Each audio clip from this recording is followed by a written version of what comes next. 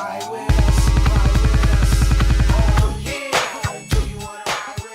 everyone out there in the YouTube world, it is Craig from Flying Wheels. Today is going to sound like a rant. It's not. I'm going to be positive, but I want to tell you all the negative about being a car dealer. I will have a video on all the perks and all the great things about my job in the next session, so stay tuned for the next video of all the things I love about my job, but that's not what this one's about. Before I begin, you guys know the game. What am I driving? Check it out. Post down below. Take a guess, 10 points to the winner. If this video is at all informative, at all entertaining, or just plain sucks, do me a favor, give me a thumbs up, subscribe, hit the bell down below so you get notified every time I make a new video, and let's get the ball rolling. First of all, it's a used car dealer. I'm a used car dealer. There's a stigma to it already just saying that. It sounds like a bad word when you say it out loud. So last week I made a video about a Chevy Cruze that I ran red light through the auction with a bad transmission. That video was one of the harder videos for me to actually post up for you guys because I want to show you the insides of car dealership life, auction life, what it's really like, the decisions we have to make. But I knew posting that video would be some backlash because it was a difficult decision. Any three ways would have been a wrong decision. If you haven't seen the video, you can check the link right here. Chevy Cruze going through the auction. That was a hard video for me to post, and there was a ton of backlash. People were genuinely pissed about it. Tons of bad negative comments. I'm pretty sure people hate me because of it now, but it's one of the decisions you have to make when you own a car dealership. Not everything is always easy. And I have tons and tons of vehicles in line to get fixed. I have a bunch of vehicles that need work already. It's the end of the month where I have to pay some bills. I need to liquidate. Most of our money's tied up into cars right now. And sometimes you have to get rid of some vehicles to free up some cash. Let me go through the auction process real quick. All right, guys, you know how this goes. You're gonna start high, you're gonna start low. Let's just meet somewhere in the middle. At auction are a lot different than the cars retail. When we sell stuff at auction, like I had said last week, red light, as is, we assume all responsibility as a buyer for anything that is wrong with that car, whether it has a bad transmission or the car passes inspection perfectly. We have to assume there are problems. So we buy every vehicle knowing that we're going to put a ton of money into these cars. So let me get a little bit clear on this. If a car needs brakes, it might go through the auction. If a car has a check engine light, it might go through the auction. If a car needs wipers and tires, it might go through the auction. This stuff does not have to be announced if it's a red light vehicle. Red light is anything over 10 years, anything over 100,000 miles. So if it has 60,000 miles on it, but it's over 10 years old, it's still red light. It might be a great car, but you have to assume it needs a transmission. You never know if you don't check that vehicle out first. Every single car that I do buy at the auction, I assume needs a ton of work, and that has to reflect in my price. So let's go outside. I'm gonna walk through my lot outside and show you every car that I have that I've done to it, and we'll look at the receipts. First things first, this is a 2016 Dodge Dart. 2016, in 2019, it's only a couple years old. Look at all the stuff that I had to do to it after I bought it so that I know when I sell retail, I'm selling a good car. So we did front brake pads, front rotors, rear brake pads, rear rotors. I replaced the windshield because it had a crack in it. Had an ABS light and a check engine light on. ABS harness. It took me 3 days to diag it because I couldn't find the broken wire. I had to trace all the wiring through the entire ABS system. I didn't know it was going to take me this much time to find the ABS fault. So I've spent $1,701 on this car just so I can sell it retail with a clear conscience. Here's a big one. You might have seen this Escalade. I love Escalades, and I love Yukons, Denali's, and I love Suburbans. This Escalade, front brake pads, front rotors, new battery, oil change, serpentine belt, rear hatch supports, oxygen sensor. I spent $1,300 on this car. That has to be marked up in the price of the car. So that Cruze last week, that was a $1,500 transmission plus labor. I could not find a transmission any cheaper than that anywhere, and I'm 2 weeks backed up on service. So I have 5 cars that need to be detailed and inspected and serviced before they go up for sale, and the Cruze just sits here tying up money. One of the things that I hate most about being a used car dealer is the stigma. I'm a used car dealer. No one likes a used car dealer, plain and simple. No one likes used car dealers. Anyone that's a shyster, a schwinger, you call them a used car dealer. That's my job, that's my title. My title, my job, is the stigma that everyone calls for a bad name. And there are a ton of shysters, a ton of swindlers in this industry. You can't fight it. Used car dealers, in general are pretty good, but there's a lot of them out there that give us bad names in general too, and that makes us all look bad. So the beauty of owning my own business is the freedom I get sometimes. I mean, I work 10 times more than a full-time job, but I do have the freedom of doing it on my own time when I want to do it.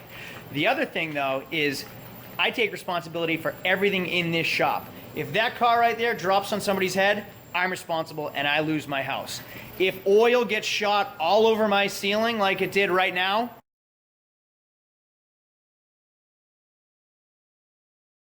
I'm responsible for making sure that ceiling and this toolbox and everything else gets cleaned, even though I just painted those walls, even though that ceiling was just painted by me personally. I'm responsible for somebody else's mistake and I have to suck it up. He gets to just go home. I'm the one that stuff gets ruined. Look at that clock, still covered in oil. Every time I look at the time, I get annoyed by what happened 2 weeks ago. Forget the mechanics, which are all terrible, whether it's Jim, Joe, Bob, John, Steve, whatever. Every mechanic that you could find working for you is gonna be a headache. It is what it is. I've had a dozen mechanics over the years, and all of them have had some type of problem, one or another. I mean, it is what it is. It's not a high-paying job. It doesn't have amazing benefits. You can't support an entire family on wages. It's tough. So who are you going to hire that's willing to put up with that? The same guy over and over and over. So that is a difficult thing. You got unreliable people, or people that take too many breaks, or people that don't show up except for on Fridays when Friday's payday. You got a list of cars for customers that you want to have repaired, and then your mechanic doesn't show up, or your mechanic decides to take a 2-hour lunch instead of a half an hour. All those things you have to put up with. Because if you get rid of that mechanic, you're going to find another one that's just like the other one. If you find a good mechanic, hang on to them and pay them what they're worth. This Sienna behind me is a perfect example. When I bought this at the auction, it had a dent in the door right here, and it looks like somebody hit something all the way down. So I paid my guy to sand it down, do the body work, spray it, clear it. He did all the work, 2 days into body work and time. Then he sprayed it all over the car. There you go, you can see the runs. Now what? I paid him to do all that work, and he's gonna do it again, and I gotta pay him to do it again. Otherwise, what? You don't pay him for the job, and then he gets pissed, and then he doesn't work, or he works half as hard because he's upset. So now I gotta suck it up and just pay him twice to do the same job. The other thing is that everybody expects everything for free. And I'm not talking about customers, I'm talking about family and friends. So if you've seen my videos at the auction, you'll know that family wants cars for free. They want the repairs for free. They want the service for free. Well, let's take my brother as a perfect example. My brother owns an auto body shop. I want to give him my 1990 Eagle Talon to do the body work, to paint it. He's going to do an amazing job. Would I expect him to do that for free? No freaking way. I'm going to pay him, and I'm going to pay him a fair wage. You know what? It's my brother. Just tell me what it's worth. I'm not going to complain, and I'll just pay you to do it. Now, on the other hand, not my brother, but just generally speaking, somebody wants to go to the auction. If you've seen my auction videos, you know it's a lot of work, but they want it for free. And what some of you guys have said, it's family, it's friends. You should do that stuff. Shame on me for not doing that. It's time. It's my job. Do you do stuff for free? If you're a plumber, do you go work for free? If you're a doctor, do you go cure cancer for free? No. It's a way I support my family and my lifestyle. You can't do things for free. Those are just situations you're going to get yourself into being a car dealer. Everybody wants stuff for free. You're their go-to car guy. Everyone's got the hookup, but they want it done for free. You have to have thick skin if you're going to be a car dealer. It is part of the game. Nobody gives an F about you. I've said this before. I've said it a million times. You're a sleazeball to everybody, even if you're doing good things. You're providing good vehicles, transportation of people that need to transport their children and get themselves to work. If you provide a good car, you're still a slime ball. Perfect example of why no one cares about you. I had somebody that knows me buy a vehicle from me, okay? They traded in their car. Guess what they forgot to tell me? Oh, look at that. Transmission malfunction. Service now. So somehow they forgot to mention that that light comes on every once in a while. So I took this car in on trade. I put it up on the lift. I checked it out. I knew what it needed when I gave them a quote. I gave them more than I wanted to because they're a friend. I did all the repair work. I test drove it. Now that I'm finished and everything's detailed, a couple days later, look what comes up. Transmission malfunction, service now. Every single time I get in it. Somehow that wasn't on before and now it's on now.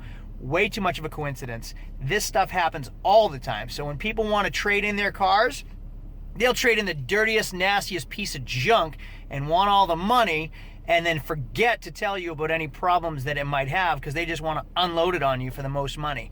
Now, what they want is a great car that's going to last them forever with a warranty, with an inspection. They want the best price they can get, and guess what? If 6 months from now it needs brake pads, you're a jerk. It's your fault. You sold them a car that needs brakes. So have a thick skin, because this is the stuff that happens to me every single day, and I'm always the bad guy. So all these complaints, you might ask, Craig, why are you doing this then?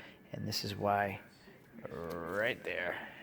Huge profits. There are huge profits to be made on cars if you do this business right. I can make a ton of money if I play the game right. And it is a game. You have to gamble. You have to take risks. You have to know your market. You have to know what you're doing. You have to treat people right so they keep coming back to you. So I say there are huge profits, but just know there are huge risks, huge responsibilities. You're a business owner. Everything is up to you. You do the marketing. You do the accounting. You're a boss. Your customer service, when a customer has a problem with the car, you're the go-to guy. You're everything that revolves around this business. When an employee shows up late, you have to do the work because they're not there. You also have to make sure the employee's happy, otherwise the work doesn't get done anyway when they are here. You have huge expenses, huge flow. You'll spend thousands and thousands of dollars a month. You'll make $15,000 in a month just to spend it on expenses before you even get paid. Everyone is always trying to get over me. Everyone's hand is always in my pocket. Pay me, pay me, pay me. Oh, my prices went up. Oh, Trump's tariffs. Oh, everything's more expensive. That's every single day to me. I'm the last one to get paid. However, once everyone's paid out, the sky's the limit for how much I'm gonna make. All right, everyone, thanks for watching. Stay tuned for everything I love about being a car dealer. Appreciate the support always. Don't forget to subscribe, click thumbs up, and hit that bell down below for more notifications. And you can follow us on Instagram for our day-to-day at flying_wheels_. See y'all later.